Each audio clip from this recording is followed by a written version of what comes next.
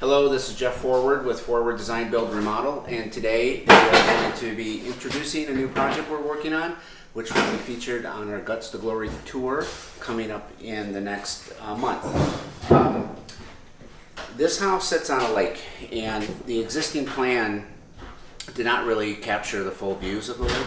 And this is also a house that was built by our client's grandparents, so it holds a lot of emotional value to them. And at the centerpiece of that is this stone fireplace. It's a massive fireplace, and previously there used to be a wall right here, so it was closed off in its own room. We are opening this entire plan up and really introducing this to the kitchen, which was here, and now we've moved over here. The really fun part about this project, the subtle little change, is we put on a 4-foot addition this way, and we were able to do that underneath the existing roof line and utilizing an existing steel beam that was already there. So it was a real no-brainer in terms of finding some extra space.